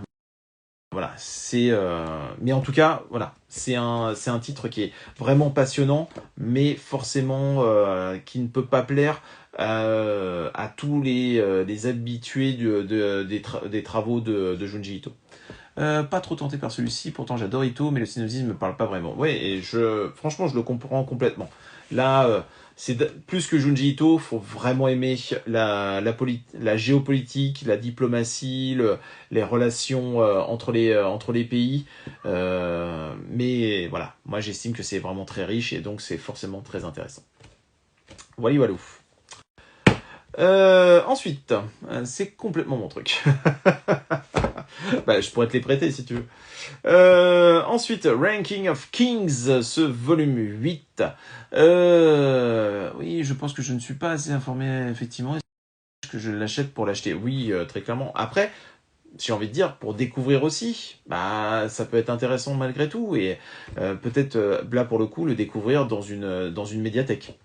Alors, je vous laisse pour ce soir. Merci. Bah, merci d'être passé, Matou, en tout cas. Alors, tac, c'est bien de voir un auteur faire quelque chose de différent. Mais Junji Ito fait d'autres choses, hein. Il l'a démontré aussi avec son adaptation de La déchéance d'un homme, hein. Il sait faire d'autres choses, hein. Et toujours avec son trait vraiment qui est ultra précis et très délicat. Mais aussi, quelque part, parfois ces personnages un peu raide, j'ai envie de dire. Il y a parfois une certaine forme de rectitude dans son trait. Donc, Ranking of Kings, bon, on est au volume 8, c'est déjà bien avancé. C'est un volume qui est à la fois important parce que effectivement, on voit la nette évolution de Boji. Mais on voit aussi certains aspects légèrement tire-larme, enfin en tout cas larmoyant qui moi m'avait un peu agacé dans la version animée et que là bah, on retrouve dans ce volume 8. Donc forcément ces pages elles ont tendance à être un petit peu vite tournées. Mais en tout cas, on commençait toujours, c'est fidèle, j'ai envie de dire. Enfin, c'est pas tant ça qu'il faudrait dire puisque le manga est quand même le titre qui est à l'origine de l'animé. Mais en tout cas, voilà, moi j'y retrouve mes petits malgré tout. On y retrouve aussi notre roi des enfers qui, je trouve, est un personnage qui a qui a quelque chose qui dégage beaucoup de charisme et d'intensité. Et on va arriver, je sais, avec le volume 9 à un passage qui moi m'avait vraiment pris aux tripes. Là, j'ai envie de dire, on arrive vraiment j'ai presque envie de dire sur du velours et très envie, tout simplement, de lire d'arriver au prochain volume. L'audio dodo, bonne fin de live. Bah, merci d'être passé en tout cas. Et encore bravo, il faut qu'on se voit en MP pour la suite, Mato. Ensuite, on continue. On continue avec Chainsaw Man. Tiens, et Chainsaw Man. Eh bien, moi j'ai envie de dire, ce deuxième arc, il commence plutôt pas mal, hein, quand même, parce que on y retrouve le neuneu de Denji, c'est-à-dire que et son obsession à un moment donné d'être reconnu, sauf que on essaie de le brider pour quelque part pour son bien. Parce que les gens, il veut être reconnu parce qu'à un moment donné, il veut être reconnu. Pourquoi? Eh ben tout simplement pour réussir à séduire une nana. On va dire que voilà, on en est là quoi. c'est quand même un personnage vraiment bas du front, mais bon, en tout cas voilà, ça fonctionne très très bien. Et face à lui, il y a toujours pas toujours, mais le personnage nouvellement apparu avec cette dualité qui est vraiment potentiellement très intéressant pour la suite. Tu piques les mangas de ta fille? Pourquoi? Bah, Chainsaw Man, non. Chainsaw Man, ça c'est à moi ça. Je ne pique pas. Comment il y a d'autres titres effectivement qui sont plutôt à ma fille et que je pique, mais Chainsaw Man c'est les miens à la base. Les En tout cas, voilà, Chainsaw Man, ce volume-là permet d'amener son lot de péripéties, d'actions, et qui, je trouve, sont de plus en plus lisibles, franchement, du côté de Fujimoto, c'est quand même vraiment agréable. Et d'un autre côté, il y a une certaine forme de mystère qui continue d'apparaître, j'ai envie de dire, en tout cas de se développer on sent qu'il y a quelque chose, voilà, qui tient un petit peu les ficelles de tout cela, donc forcément ça alimente, j'ai envie de dire, le fil rouge de cette deuxième partie. Donc, Shenso, on continue, et toujours avec grand plaisir. C'est un boss sous tutelle, ouais, c'est ça, c'est complètement ça. Mais pareil, hein, c'est un titre quand même, c'est un carnage permanent, hein, c'est sanguinolent, ça va dans tous les sens, et on se dit, le jump, ah, putain, quand même, putain, c'est chaud, hein. Donc, on continue avec Arslan. Arslan volume 17. Et un volume qui, voilà, les pages se tournent avec grande vitesse, avec grande fluidité. Personnage qui une nouvelle fois, va avoir tendance, après bien des virages, va quand même se rapprocher de la galaxie Arslan. Mais justement, en parlant d'Arslan, dans ce volume-là, j'ai envie de dire, il est assez périphérique, et c'est beaucoup les autres factions, on va dire, de l'histoire qui prennent en développement sur ce volume 17, et donc c'est forcément très intéressant parce que, bien évidemment, on voit ça comme un énorme échiquier et chacune des forces en présence. On peut pas dire qu'on a non plus des énormes bouleversements, mais ils pourraient arriver, surtout du côté des Lusitaniens, soit dit en passant. En tout cas, un volume où je me suis absolument jamais, mais jamais de jamais ennuyé. C'est toujours un plaisir, c'est toujours d'une très très grande fluidité malgré le nombre de personnages. Alors certes, parfois, j'avoue, il faut se remémorer de qui c'était quoi à quel moment. Je ne dis pas, je suis pas non plus, je suis pas le mec infaillible, mais au final, très vite, l'auteur réussit à nous resituer le tout, et là encore, toujours de manière très fluide. Donc, Arslan, malgré son côté très étendu, son univers très étendu, et pour l'instant, moi, j'y retrouve toujours mes petits, et pourtant, les lectures s'espacent. Ensuite, et on termine la partie manga avec le petit Karakuri de la semaine, j'ai envie de dire. Ce Karakuri Circus. Alors, ce volume-là, forcément, faisait suite à un volume 17 qui était exceptionnel. Voilà. Donc, très, très, très, très, très haut. Et donc, forcément, hein, comme toujours dans ces cas-là, un léger cran en dessous. Surtout que là, j'ai envie de dire, on rentre dans ce qui pourrait être une phase d'apprentissage façon un peu DBZ, donc on pourrait se dire, ça on a déjà vu dans des shonen, sauf que, c'est Fujita. Et donc Fujita, finalement, il réussit à nous intégrer des éléments ultra classiques des éléments shonen que peuvent être la notion d'apprentissage et de tournoi, mais là il réussit à nous mixer un petit peu les deux en même temps, de manière à ce que finalement de rendre les choses assez dynamiques, et tout simplement ça fonctionne très bien, voilà. Ça prend, et sans aucun souci, et en plus avec des côtés légèrement humoristiques. C'est vrai que l'ajout du petit personnage de Grippon, qui amène effectivement son côté, il me fait penser un petit peu à Mushu dans Mulan. Il y a ce côté un petit peu comme ça, de mascotte rigolote, et qui fonctionne plutôt très bien. On a aussi, et surtout quand même, des retrouvailles attendues depuis tellement longtemps, et comme d'habitude quand ça se passe, quand il y a ce type de retrouvailles, ça se passe pas comme on l'avait imaginé, loin de là, j'ai envie de dire. Salut Jean-Michel. Donc voilà, j'ai envie de dire du Karako Circus qui roule et qui roule très très très bien, qui nous lance sur on peut le supposer plus ou moins l'arc final finalement de ce titre, mais bon Dieu que Fujita a du talent et ça va être, quand il va falloir à un moment donné les abandonner, tout cela, bah ça va être sacrément difficile, moi je peux vous le dire, hein. En tout cas, et toujours, bien évidemment, magnifique édition, très beau travail de la part de Meian. Donc, juste un peu peur parce que j'ai lu le post de Mystique qui indique que dans les volumes, dans la dernière fournée là, de 21, 22, 23, 24, il n'y aurait pas les pages couleurs. Ça serait quand même dommage de se rater un petit peu sur la fin quand même. Bon, ça serait ballot. J'ai les tomes 13 à 16 dans ma palle, ça fait un petit moment maintenant, il va falloir que je reprenne l'aventure. Mais oui, surtout que là, enfin, 13 à 16, tu vas être dans un passage qui va être juste monstrueusement monstrueux.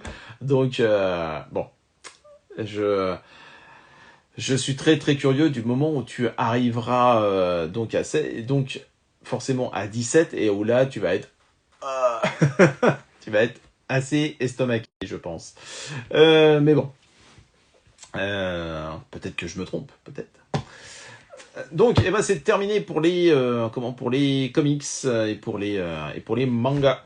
Non, c'est terminé pour les mangas et on va attaquer les comics. On essaye de tout remettre dans le bon sens. Et tu me motives à reprendre la lecture. Bah oui, mais il faut parce que Karako et Circus, franchement, c'est pas une série qu'on abandonne comme ça. On laisse pas Mamoru dans un coin. Certains comprendront. Ma pauvre référence cinématographique.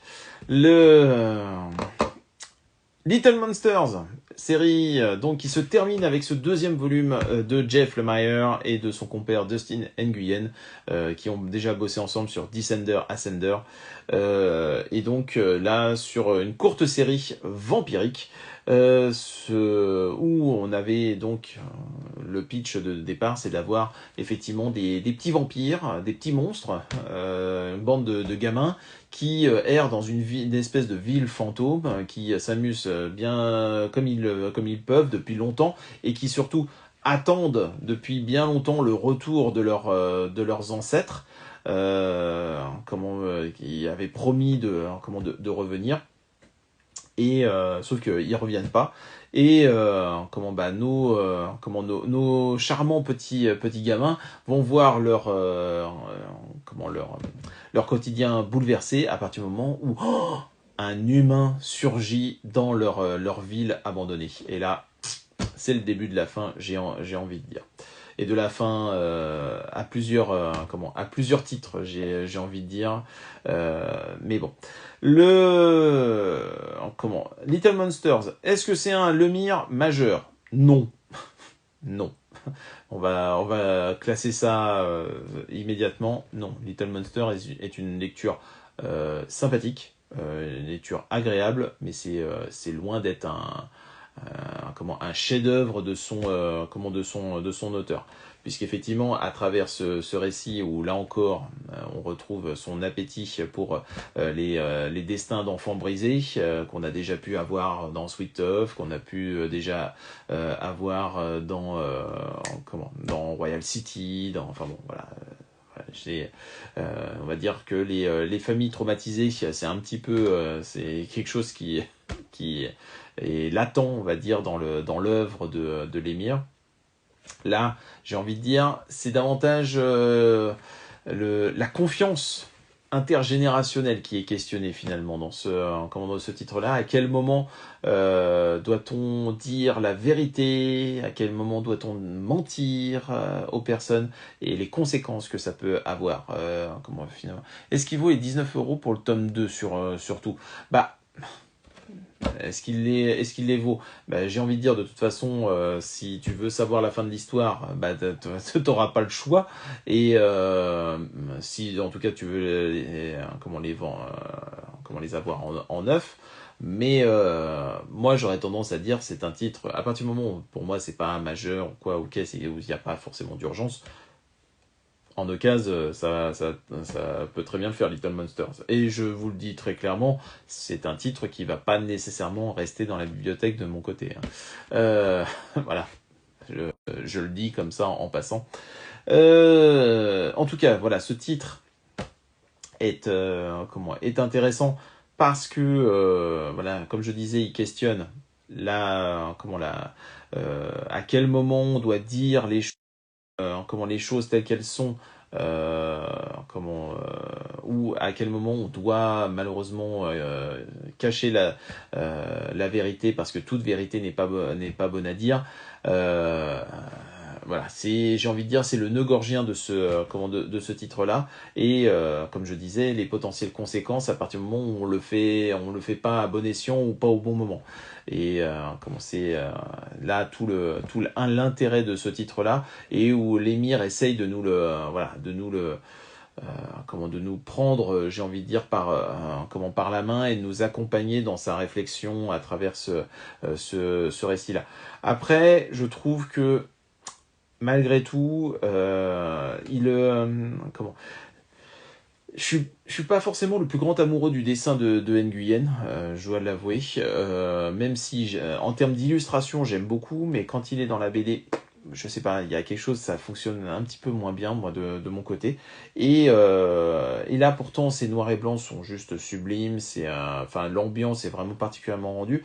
Mais je trouve que, surtout, il y avait matière à creuser un petit peu plus au niveau des personnages. C'est surtout ça qui me pose problème finalement. On pouvait, ça pouvait aller un petit peu plus loin du côté humain, même si, voilà, mécaniquement, il nous amène le background de nos vampires, savoir comment ils en sont arrivés. Ça nous permet aussi de mieux resituer un petit peu la situation. Pourquoi on est dans une ville fantôme? Pourquoi?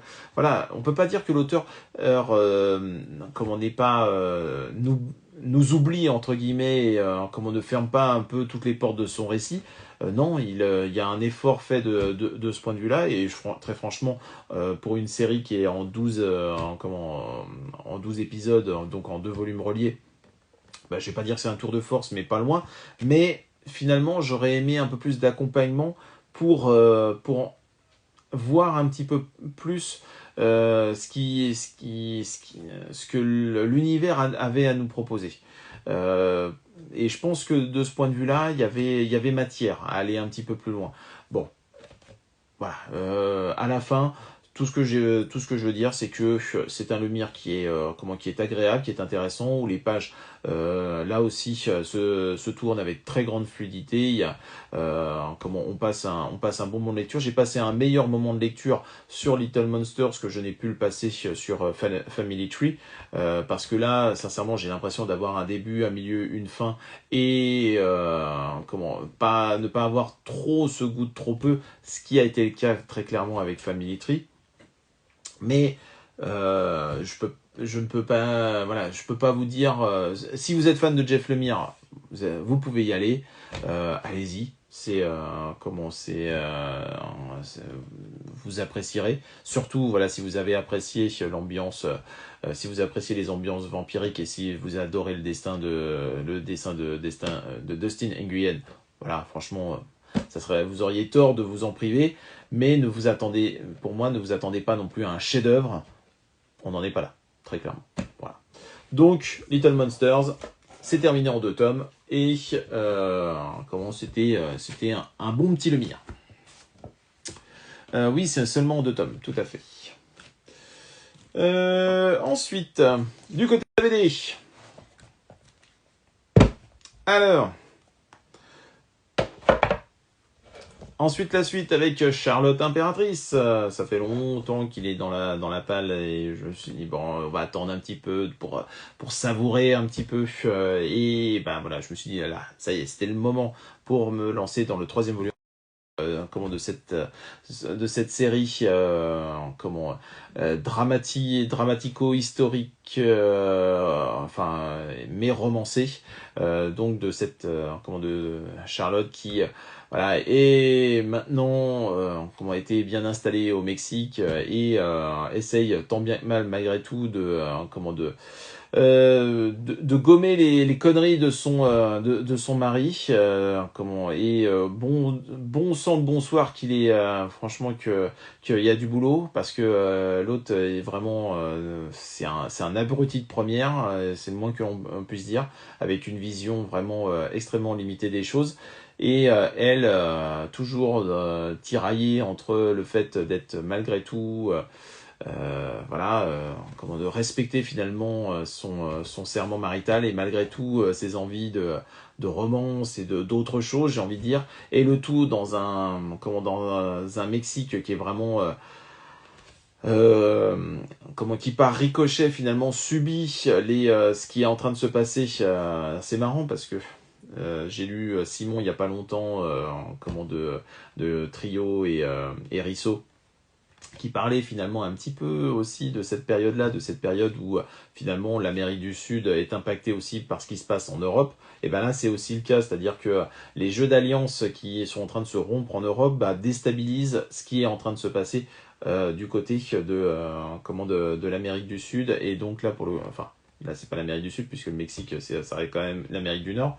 Mais donc, on va dire, ce qui se passe sous les États-Unis, eh bien, là, voilà, c'est encore bouleversé. C'est toujours sous un trait absolument, je vais pas dire divin, mais enfin, franchement, Mathieu Bonhomme, il y a une grosse maîtrise. Alors parfois, je trouve simplement, il y a quelques petits sauts dans l'histoire, on sent qu'il y a une volonté un petit peu d'accélérer les choses et parfois, bon, on n'est pas totalement dans la fluidité de la lecture que ça ne pouvait être le cas d'ailleurs dans le volume 2, qui pour moi pour l'instant est très clairement le meilleur volume de la série. Le volume 2 était vraiment très très bon.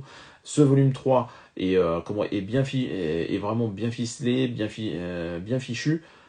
Bon, après, voilà, il faudra voir comment tout cela nous emporte, j'ai envie de dire, et comment tout cela risque de se terminer. Alors, il me semble que normalement la série est prévue en 4 tomes, justement, donc peut-être la fin lors du prochain volume. Mais en tout cas, voilà, je prends un pied énorme graphiquement et voilà, ce destin assez extraordinaire m'enthousiasme tout simplement et la période aussi m'enthousiasme. Donc Charlotte Impératrice, pour l'instant, je le conseille vraiment pour toutes ses qualités et aussi par son message quand même, je trouve, plutôt moderne.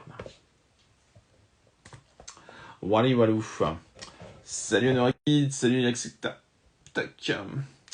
Alors, et on termine. On termine avec...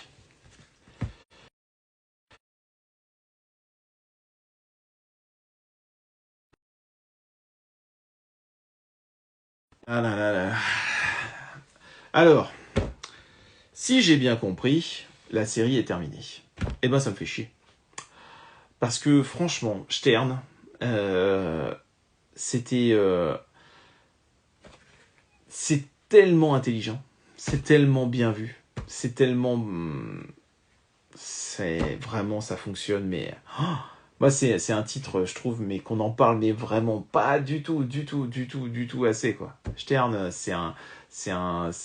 cette histoire d'un croque-mort, au patronyme qui fait penser au fait qu'il soit juif, mais qu'il ne l'est pas, et qui, va se retrouver dans ce volume-là, à être au mauvais endroit au mauvais moment, j'ai envie de dire, c'est-à-dire arriver dans une banque au moment de sa fermeture et pourtant qui va subir un braquage et où il va malheureusement constater de par lui-même que la définition de justice est très très très aléatoire en fonction des personnes croisées et surtout du contexte et finalement de ce que représente la force policière par rapport au public, surtout un public qui demande vengeance. et qui a une vision des choses très orientée et surtout extrêmement raciste. Il faut, disons les mots là tels qu'ils sont. Alors, ce 5e volume, je trouve que le démarrage d'un point de vue graphique est un peu léger. S'il y a un point noir à apporter, je trouve que, on va dire, le tiers du volume est voilà, c'est un peu on a vu Mafre dans une meilleure forme, j'ai envie de dire. Mais après, voilà, il y avait peut-être aussi voilà, des soucis de santé, on ne sait pas ou quoi. Mais en tout cas, après, par contre, c'est déjà beaucoup plus solide. Et finalement, l'écriture des personnages fonctionne à plein. Le message qui est porté fonctionne totalement. Et moi, ce que j'ai surtout aimé, c'est que on pourrait avoir ce côté bien pensant et très, ouais, un peu très très gauchiste, on va dire, ce réflexe gauchiste de pointer du doigt et finalement de ne pas accepter. Moi, ce que j'ai aimé, c'est d'avoir finalement notre Stern qui pourrait avoir ce côté un peu surplombant de la chose, mais qui finalement par certains aspects nous rappelle que ça reste un humain et que lui aussi a ses failles et lui aussi a potentiellement ses préjugés, peut être agacé, peut être énervé, enfin voilà, il est humain tout simplement. Son humanité vraiment rejaillit totalement dans ce volume avec une conclusion euh, qui a un côté vraiment très qui fait peur finalement si on la plaque à nos problèmes actuels à nous, j'ai envie de dire. Donc c'est c'est une série, si effectivement elle est vraiment définitivement terminée, je regretterais que tout cela se termine ainsi et que finalement son côté à la fois drôle et pessimiste m'aura vraiment marqué à la lecture. Mais tout ce que j'espère, c'est que ce n'est qu'une fin d'épisode et que peut-être on aura une suite. En tout cas, le visuel qu'on a à la fin du volume 5, qui est un rappel aussi de ce qu'on avait à la fin lors du volume 1, laisse à penser qu'effectivement tout cela se termine. Mais franchement, Stern, jetez plus qu'un coup d'œil sur ce titre-là parce que je trouve que sur la comédie humaine, c'est d'excellente facture, d'excellente écriture et sans oublier d'être divertissant. Donc vraiment, c'est un titre que je vous conseille vraiment beaucoup, beaucoup, beaucoup. Voilà, voilà. Et ben c'est tout pour cette semaine. Je crois que je vous ai tous perdus parce que là, voilà, il est 22h16. Il n'y a plus personne au bout du fil, j'ai envie de dire. Vous êtes tous, en fait, vous êtes tous prêts pour être bien comme il faut pour la rentrée de demain. Et franchement, je trouve que vous êtes très sérieux. Et moi, je dis presque bravo. Bon, moi, j'ai l'impression de parler dans le vide parfois, mais mais c'est bon, c'est pas bien grave. Toujours là, mais claqué. Bah voilà. Bah oui, mais ça, c'est ça, de faire le fou pendant tout le week-end. Là, voilà. Vous êtes des grands fous. Il y en a d'autres, ils ont aussi des week-ends un petit peu chargés, hein, il faut bien le dire. Mais bon, on est quand même là, on est fort, on est puissant. Allez, donc si vous avez des questions concernant les lectures d'aujourd'hui, si vous avez des questions sur des sorties ou quoi que ce soit, eh bien n'hésitez pas, c'est tout de suite maintenant. Moi je vais faire mon petit récap des lectures du jour. Alors, on attaque avec Brisé par son amour, un titre qui parle à la fois de maltraitance à l'école, mais aussi de prostitution lycéenne. Ça pourrait être absolument passionnant, mais des personnages qui se détestent à ce point-là ne sont pas forcément très sympathiques à suivre. Et puis, il y a une certaine forme de voyeurisme dans ce titre qui me fait dire que c'est pas très sain tout ça.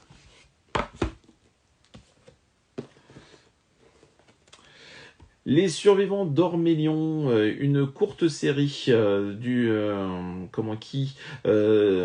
qui a de faux airs de quête vengeresse et finalement se transforme en manga de gestion de village, à la fois dans ses habitants mais aussi dans les mécaniques de tous les jours, à la fois intéressant, plutôt bien gratté, mais est-ce que 3 tomes, ça sera suffisant pour bien explorer tout l'univers? Là est toute la question.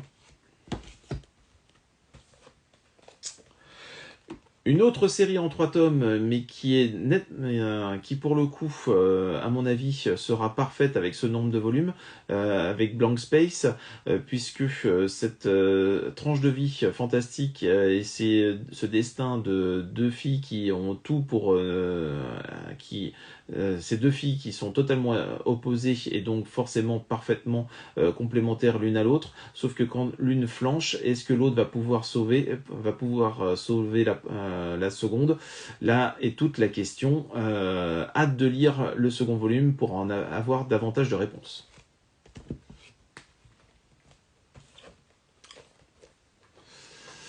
Who's Next, volume 2, ça aurait pu être répétitif par rapport au volume 1, et non, finalement, de bonnes surprises avec ce volume 2, son côté what the fuck totalement assumé, et malgré tout, une jolie petite satire de notre société, de bons petits ingrédients dans cette série. Le quotidien d'une épée maudite, là aussi, sont très réalistes, peut faire peur, là, comme ça, dans l'immédiat, et pourtant, on se marre bien, quand même, avec toute cette petite troupe d'allumés, et dans cet univers, quand même, assez iconoclaste. En tout cas, pour l'instant, je prends vraiment beaucoup de plaisir à voir si tout cela va durer.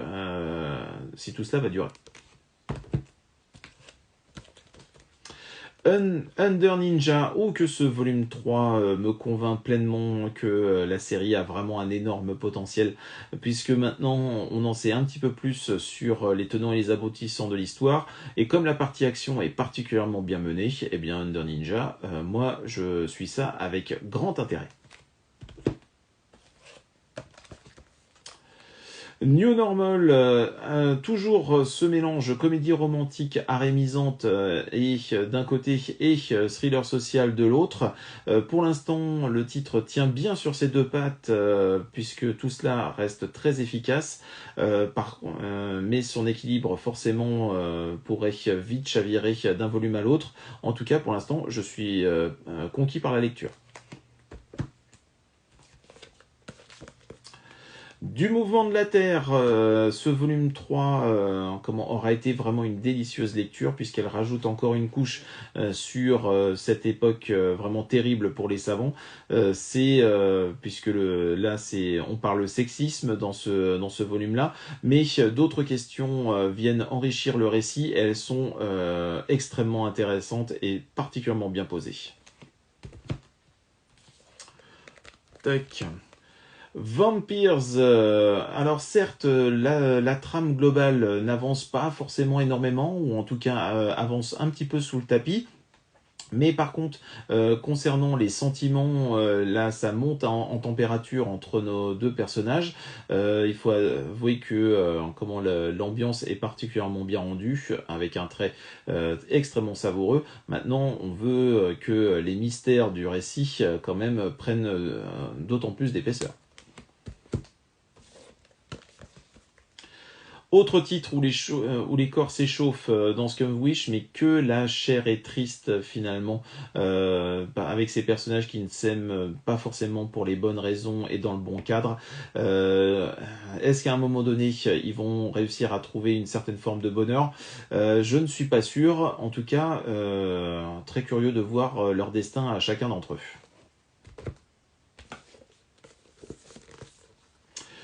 Rasputin le Patriote, oui, c'est extrêmement dense, politiquement parlant. C'est pas à mettre entre toutes les mains des hitomaniaques, puisque effectivement cette proposition dénote. Mais c'est pas pour cela que ce titre n'est absolument pas passionnant, surtout que là ça tire à balles réelles sur l'actualité nippone. Politiquement, c'est d'une richesse absolument fabuleuse. Ranking of Kings, ce volume 8 nous permet d'avancer dardard dans le récit. Boji et son évolution sont toujours aussi attrayants. Ça bastonne bien, ça larmoie aussi un petit peu. Et je sais que par la suite, il y aura des moments où ça va me gonfler. Mais bon, voilà, suivre les aventures de notre roi en devenir et de son copain Ombre sont toujours aussi sympas. Chainsaw Man, on continue avec ce second cycle qui fonctionne vraiment très très bien, ça c'est indéniable, avec un Denji toujours aussi allumé et quand même, il faut bien le dire, franchement neuneux, mais ça fait partie de l'univers, en tout cas ce qui se prépare derrière est très très réjouissant. Arslan, oui, il y a quand même une sacrée palette de personnages dans cette histoire. Heureusement que c'est Arakawa qui gère, parce que sinon parfois ça pourrait être totalement indigeste.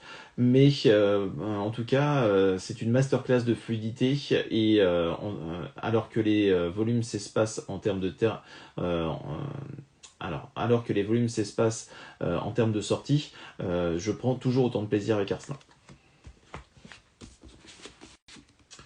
Karakuri Circus, après l'exceptionnel volume 17, ce volume 18 revient dans des choses qui, semble-t-il, sont un peu plus classiques, c'est-à-dire on parle apprentissage et tournoi, mais toujours à la sauce Fujita, une sauce forcément relevée et très très bien assaisonnée.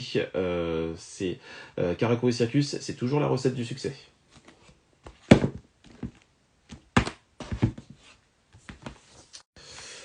Côté comics, Little Monsters, c'est la conclusion de cette courte série de Lemire et Nguyen. Certes, ça ne restera pas une œuvre majeure de ce duo, mais les questions qui sont posées, surtout les rapports entre enfants et adultes, comment ils sont élégamment posés, j'ai envie de dire. Donc, même si c'est un Lemire mineur, ça reste un Lemire, donc ça reste quand même une lecture de qualité.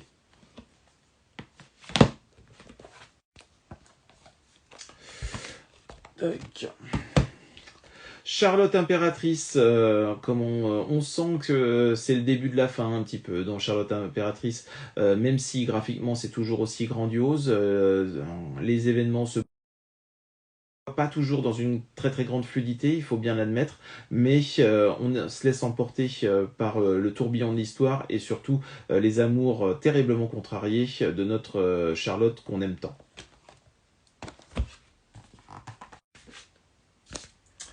Et enfin, Stern, si cette série est définitivement terminée, eh bien je trouve que c'est quasiment une perte pour le paysage BD actuel, tant le traitement en creux de nos problèmes de société à travers notre croque-mort et ces États-Unis un petit peu en déliquescence et pourtant en construction sont vraiment diablement intéressants. C'est riche, c'est divertissant, c'est intéressant, c'est parfois drôle, c'est parfois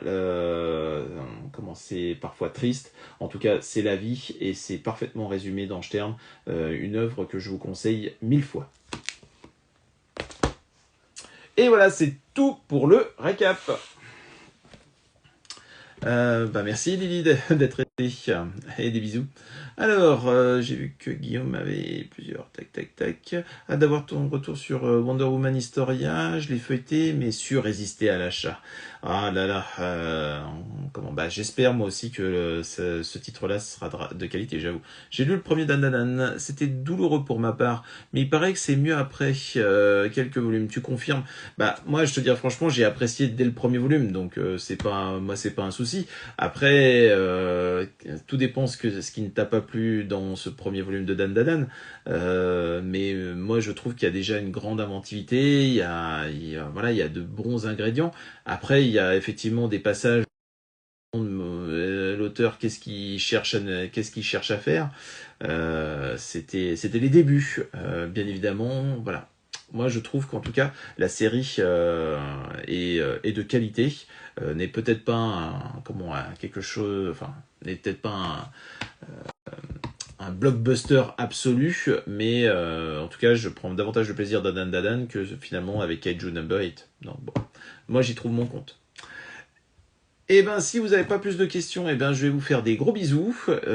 Merci encore de m'avoir accompagné pendant ce live. Et puis, ben, on se retrouve la semaine prochaine, encore avec tout plein de lectures, normalement, plein de choses. Enfin bon, voilà. Certainement une semaine qui va être très très riche de mon côté, parce que c'est la rentrée. J'imagine que pour vous, et j'espère que vous allez passer une très bonne rentrée, que vous allez retrouver vos potes et tout et tout. Et puis, sinon, on se revoit très très vite. Allez, ciao ciao.